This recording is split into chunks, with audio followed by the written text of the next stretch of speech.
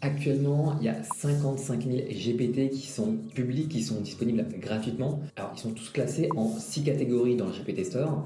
C'est énorme, impossible de tous les tester. Mais aujourd'hui, l'objectif, c'est de tester la crème de la crème, les meilleurs GPT de chaque catégorie.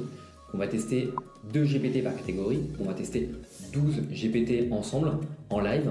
Et je vais vous partager, faire un retour d'expérience en toute transparence en testant les GPT et garder ceux qui sont le plus utiles. On va du coup découvrir différentes thématiques, de la rédaction à la programmation, en passant par l'éducation, la productivité. À la fin de la vidéo, vous allez avoir du coup la liste des GPT les plus intéressants en fonction de mon retour personnel. Et vous allez voir, certains GPT sont très puissants. Je vous en dis pas plus, vous pourrez faire votre propre avis durant la vidéo et la liste tombe à la fin. Pour rappel, les GPT, c'est des versions personnalisées de ChatGPT avec des instructions qui sont précises, une base de connaissances, potentiellement des documents qui ont été injectés et qui peuvent également réaliser des actions, donc des appels à des outils tiers. On peut même les fixer dans la barre latérale et moi j'utilise régulièrement des GPT que j'ai fait moi-même qui sont catégorisés en fait par thématique, sales, marketing. Si vous souhaitez récupérer ces GPT, n'hésitez pas à cliquer dans le lien en description, je mettrai également en premier commentaire. J'ai justement fait 2 vidéos sur le sujet des GPT. Une première vidéo, vous pouvez retrouver ici, qui est un tutoriel pour débutants pour construire son propre GPT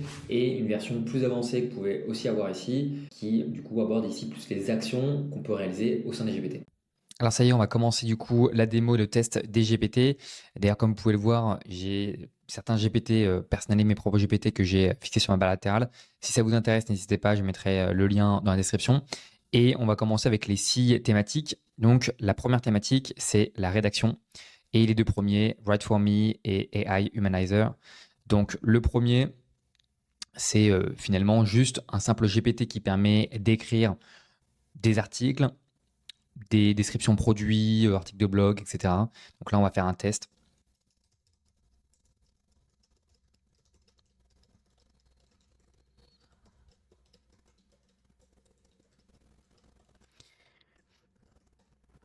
Donc sur ce type de GPT, il n'y a pas énormément de valeur, à part le fait qu'il y ait des custom instructions, donc des instructions vraiment personnalisées qui vont faire qu'il y a un respect et une structure pour un article de blog.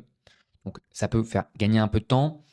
Après, par exemple, là, ce qui est un peu dommage, c'est qu'il met du coup 150 mots. Les avantages, j'ai pas l'impression qu'il met un titre ici, juste peut-être un H3. Enfin, bon. Ok, il y a quand même une petite description sur du nombre de mots à chaque fois. Et on va justement compter s'il y a bien 1000 mots au final. Ce que je trouve pas top, c'est les majuscules sur les mots. Comme GPT a été entraîné sur énormément de contenu qui est aussi provient parfois des médias anglophones qui utilisent beaucoup les majuscules sur chaque mot pour un peu catcher euh, l'attention. Ça, c'est typiquement pour repérer que le contenu a été fait par un modèle IA. C'est facile de voir comme ça, de voir ça de cette manière. Alors, on va du coup tester le nombre de mots. J'ai un compteur de mots juste à côté. Ouais, 965. Bon, c'est pas mal. Euh, c'est pas mal d'ailleurs, je sais pas. Il précise que c'est 1000 mots, donc bon. Ça peut être utile. Pas mal. Il est, je crois, plutôt bien noté. Ouais, il est quand même très bien noté. Bon, ça peut être utile. On va passer du coup à l'autre directement. Donc on va enchaîner avec l'autre et donc c'est pour humaniser un petit peu le contenu.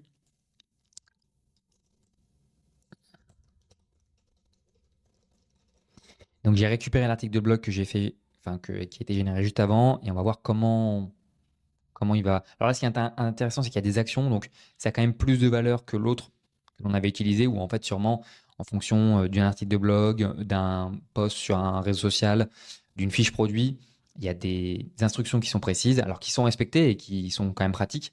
Mais là, le fait qu'il y ait des actions, ça apporte un peu plus de valeur au GPT.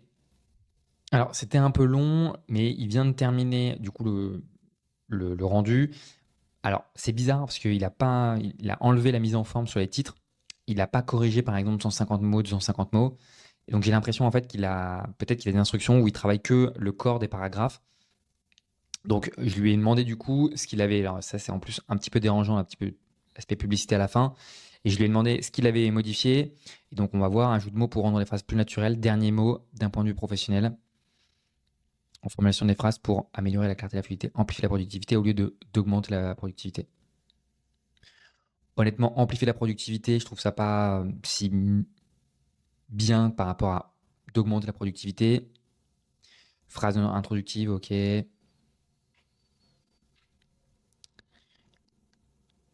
Au lieu des tâches répétitives. Ouais, franchement, c'est des petits ajustements.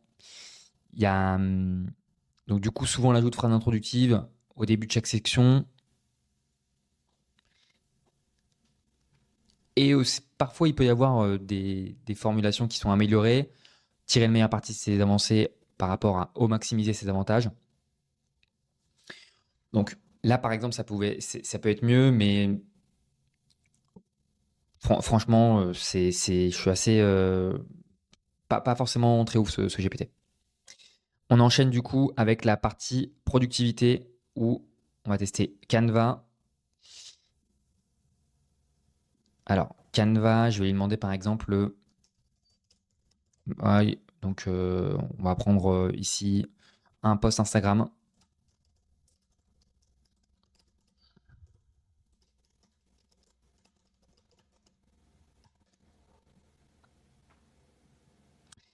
Ok, donc là, en fait, il met un message, il n'a pas compris ma demande. Donc bon, ça, c'est déjà le petit retour qui est un peu désagréable. En fait, l'action, je pense qu'il y a des instructions qui lui demandent de confirmer mon action avant de déclencher. Mais il y a quand même donc une intégration directement avec Canva, où là, il va nous proposer du coup des options.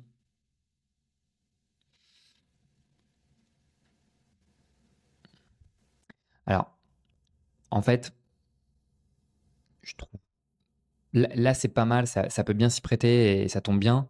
Mais sur le reste, j'ai l'impression qu'il fait juste une recherche de template possible. Donc, pas dingue non plus. Je vais lui demander.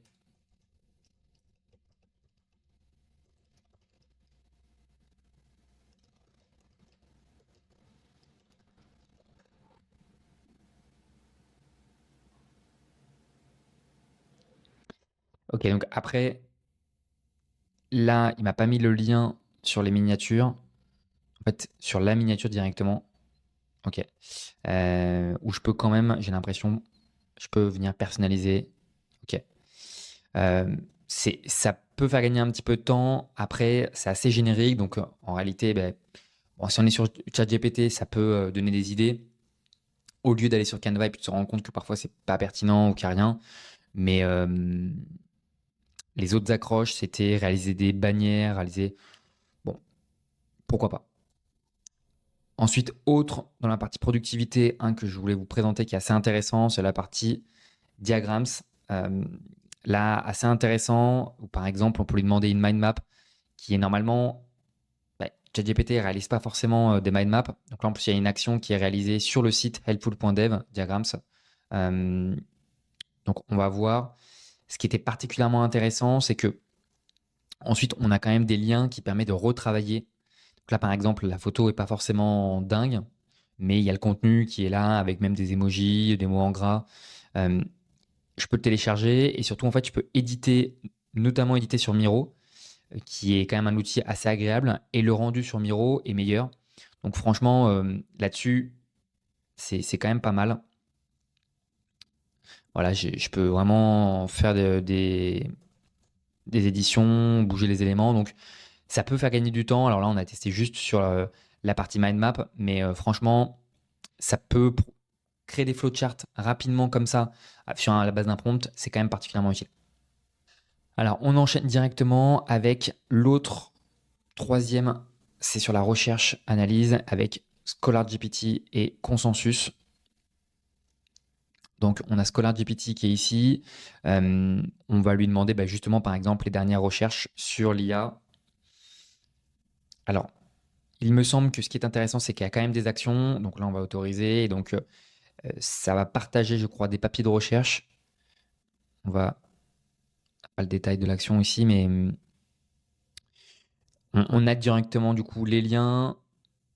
Ça peut être pas mal sur certains sujets. ça semble correspondre bien à enfin, du coup, à l'IA.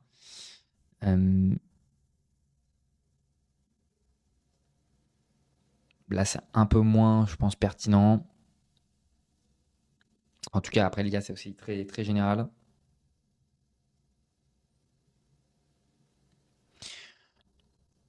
Bon, on a une dizaine, ça peut être utile. Après, les autres accroches possibles, c'était voilà, d'uploader des PDF pour avoir un retour. Bon, pourquoi pas. Et du coup, l'autre GPT, c'était Consensus. Par contre, lui, Consensus, je le trouve plus intéressant, plus puissant que ScholarGPT, où vraiment, quand on fait. Donc là, j'avais mis une question, par exemple, est-ce que je suis plus mouillé en parcourant la même distance à vélo ou à pied? Je trouve que vraiment, il y a une explication qui est assez claire avec Consensus de concept qui est du coup assez intéressant. Alors là, par exemple, il n'y a pas d'action, mais quand même tout est relié à des papiers de recherche sur Consensus. Donc, je trouve assez intéressant cet aspect-là. Voilà, tout vient d'ici. Donc, même s'il n'y a pas d'action, je trouvais j'étais pour avoir testé plusieurs fois le GPT assez intéressant sur l'explication de concept. On va regarder vite fait les autres accroches. Bien sûr, la rédaction de contenu, hein, sinon. Mais par exemple, sur celui-là. Et donc cette fois-ci, là, il y a une action. En fait, il y a une recherche directement, alors que sur l'autre, j'ai pas eu de. Ouais. Mais bon, même principe, hein, en termes de structure, c'était un peu pareil. Introduction, épreuve du coup de pourquoi c'est bien pour la santé ou pas bien. Voilà. Donc franchement, c'est assez concis, pertinent. Pour l'explication de concept, c'est pas mal. Alors, on enchaîne directement avec cette fois-ci la partie éducation. Alors, franchement, je ne vais pas passer beaucoup de temps là-dessus parce que ça concerne aussi, en tout cas dans le cadre professionnel, moins de personnes. Il y a le Universal Primer, en fait, qui est un petit peu similaire à de la recherche consensus. Euh, donc, par exemple, sur l'IA, franchement, il y a peut-être des instructions précises, mais ben là, il n'y a pas d'action par rapport à un consensus, par exemple. Donc, c'est juste de la rédaction de contenu. En fait, on pourrait faire cette même demande sur GPT-4. D'ailleurs, je vais faire un petit test. Je fais un nouveau chat sur GPT-4. On va lancer la demande et on va comparer les deux résultats. Et la structure. Alors, il y a quand même une structure, la technical breakdown, qui est peut-être un peu différente. Ouais. Euh, donc, bon. Mais pas une grosse. En fait, je pense que c'est sur la partie structure. Sinon, pas énormément de plus-value. Difficile bon, de juger rapidement comme ça, mais voilà mon retour. Après, du coup, sur l'autre qui est très centré sur, du coup, les maths. Alors, il y a cette accroche qui peut être pas mal pour résoudre des problèmes. Surtout, donc, bah, en fait, c'est normal sur la partie éducation. Graph mode, je sais pas exactement, on va tester.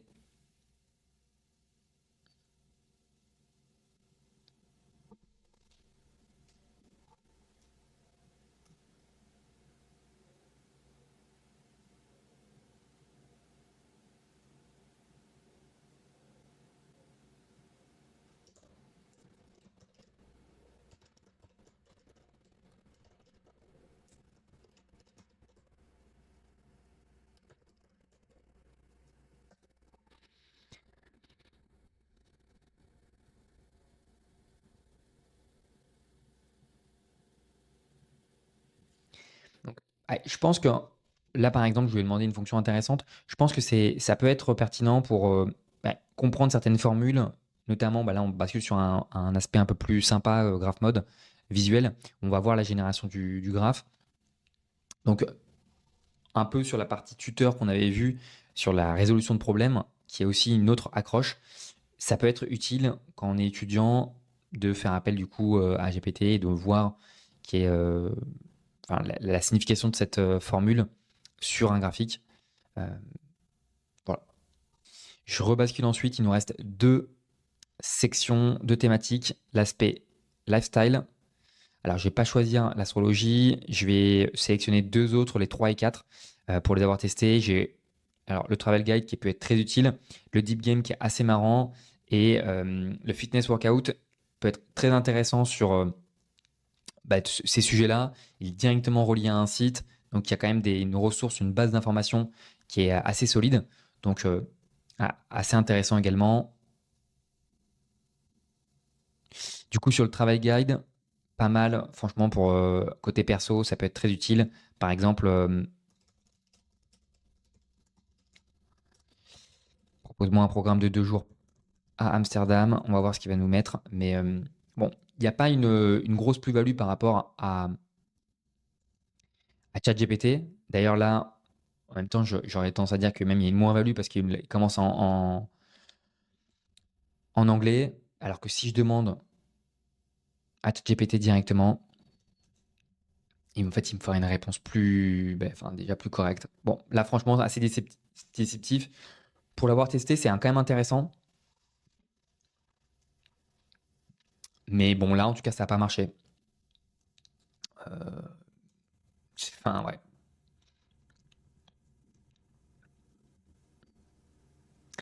L'autre GPT qui était intéressant, c'est Deep Game. Là, ce qui est intéressant, c'est que, par exemple, bon, on va lui demander une énigme. Je vais lui demander aussi de basculer en français et il me demande, je pense, de choisir un peu le type de. euh, je vais lui demander, inspire-toi de.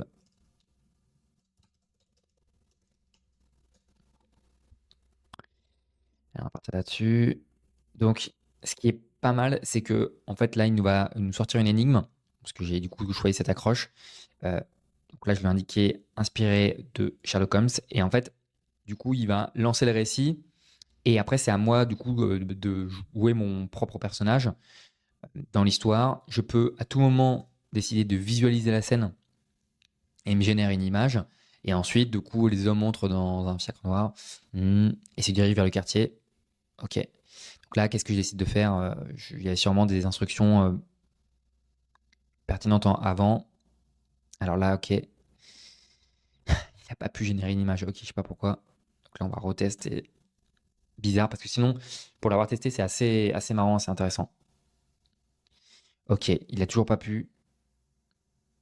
Donc bon, bah là, franchement, bon, c'est assez décevant, mais il est bien noté, il était pas mal utilisé. Je sais pas, ce qu'il y a eu une modification très récente de GPT qui fait que maintenant on peut pas visualiser. Dernier test. Ok, bon, GPT pas ouf. Et on termine par l'aspect programmation. Deux GPT intéressants. Alors, Code Copilot et Python et Python sont assez similaires. Ce qui est bien en fait, de base, GPT utilise et exécute du code avec code interpréteur en Python. Ce qui est bien, c'est que ici, pour les développeurs, ça permet de réaliser de la documentation facilement, par exemple des README ou avoir quand même un peu d'aide. Euh, je souhaite faire, on va dire, le jeu Snake en Python. Il y a quand même un aspect un peu plus de tutoring, d'explication sur les différentes étapes, comment le faire avec l'exécution du code. Alors que lorsque je vais demander à GPT directement, par exemple ici, je vais basculer. Là, il va directement en fait me sortir le code sans trop d'explications. Donc en fait, c'est pour ça que parfois quand même les GPT, même s'il n'y a pas d'action ici, sont utiles parce que les instructions font que il y a quand même une explication un peu plus complète avant d'avoir le code. Donc assez intéressant. J'ai basculé ensuite sur l'autre GPT qui était du coup, et le dernier GPT qu'on va voir sur le website Generator, qui génère du coup des sites web. Je vais lui demander par exemple d'en générer un et de l'héberger. Pour l'avoir testé, je trouve que c'est pas dingue. Alors là, ok, il a carrément. Il m'a pointé vers un autre site. Et ok, pas possible de le voir. Mais franchement, je l'avais déjà testé, c'était pas dingue. Euh,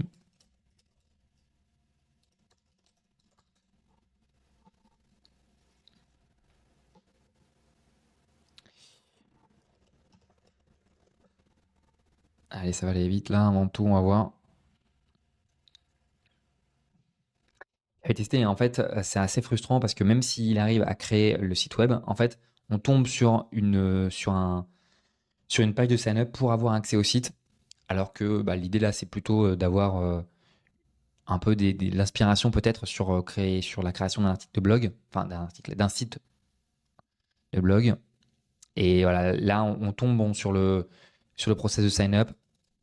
On va mettre n'importe quoi, on va voir s'il demande une vérification. Hop. Si c'est la vérification par mail, là, c'est... Ok.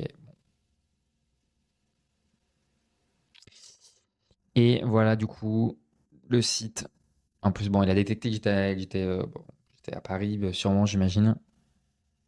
Sinon, il l'a fait depuis... Enfin, il a imaginé parce que c'était en français. Après, c'est pas foufou non plus, parce que là, par exemple, ce paragraphe, il est en anglais, alors qu'il a mis tout le reste en anglais, sauf le CTA.